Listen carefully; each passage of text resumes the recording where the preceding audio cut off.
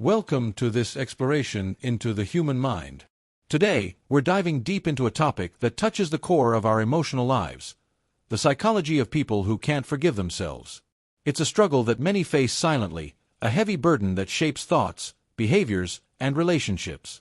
If you've ever lain awake at night replaying past mistakes, feeling an unshakable weight of guilt, or wondered why some errors seem impossible to let go of, this is for you.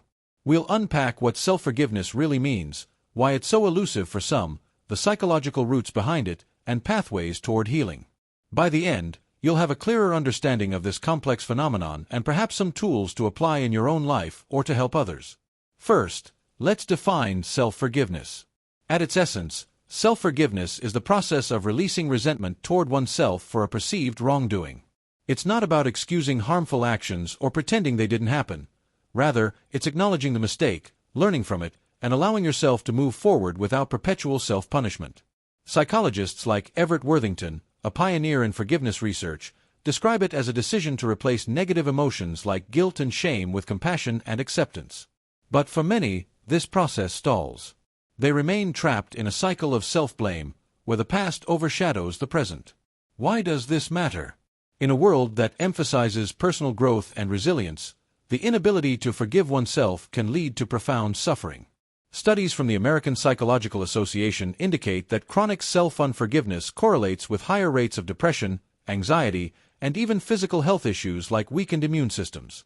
It's not just an internal dialogue, it manifests in avoidance behaviors, strained relationships, and diminished self-worth.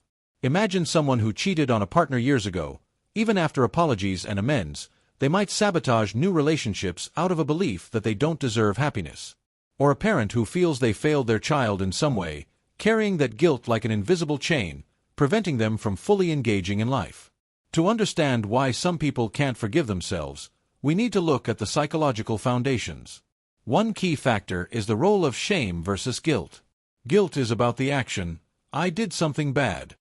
Shame, however, is about the self, I am bad. Research by June Tangney at George Mason University shows that shame-prone individuals are more likely to struggle with self-forgiveness because they internalize failures as evidence of inherent flaw. This distinction is crucial. Guilt can motivate positive change, but shame paralyzes, fostering a narrative of unworthiness. Childhood experiences often plant the seeds for this. Attachment theory, developed by John Bowlby and Mary Ainsworth, suggests that early relationships with caregivers shape our self-concept. If a child grows up in an environment where mistakes are met with harsh criticism or conditional love, they may develop an internalized critic that's unforgiving.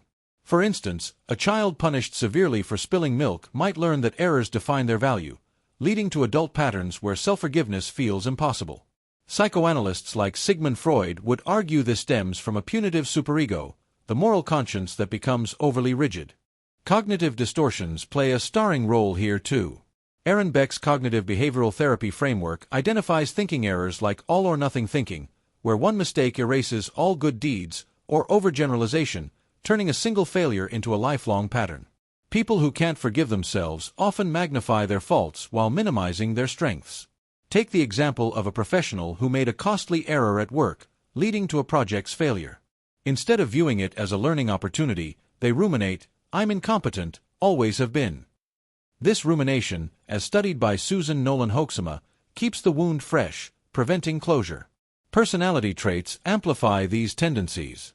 Perfectionists, driven by high standards, find self-forgiveness threatening because it might imply lowering those standards.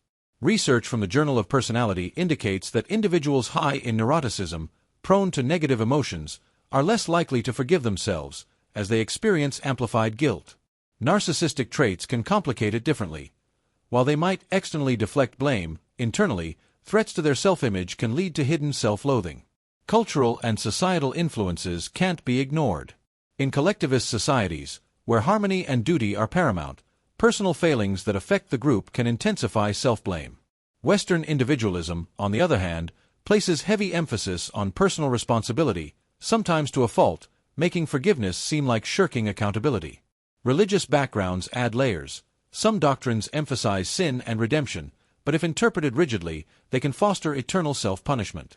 For example, in Christian theology, the concept of grace offers forgiveness, yet some individuals struggle to accept it for themselves, feeling unworthy. Now, let's delve into the neurological underpinnings.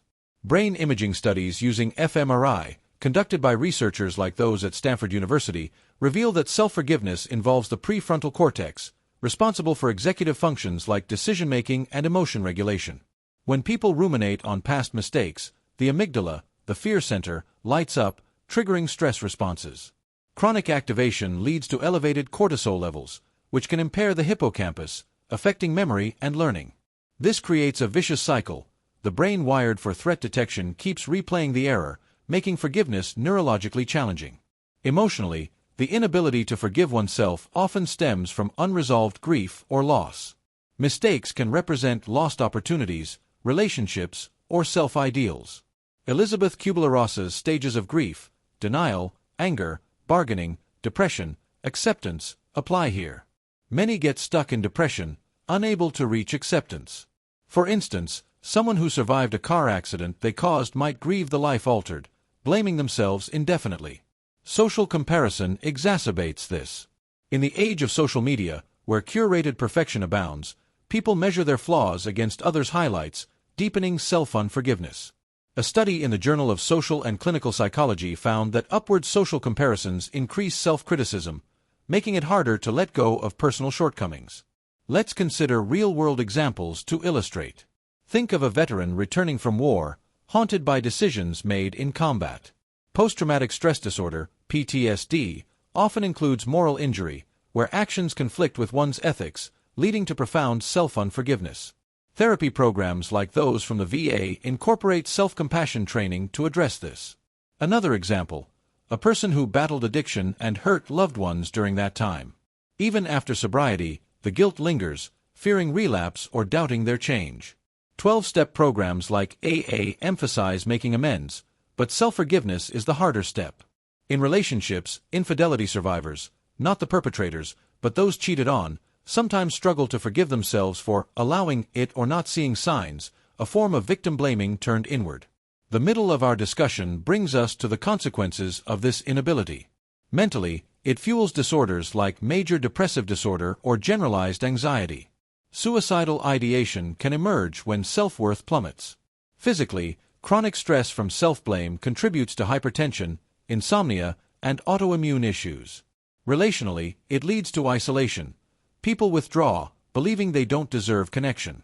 Behaviorally, it manifests in self-sabotage.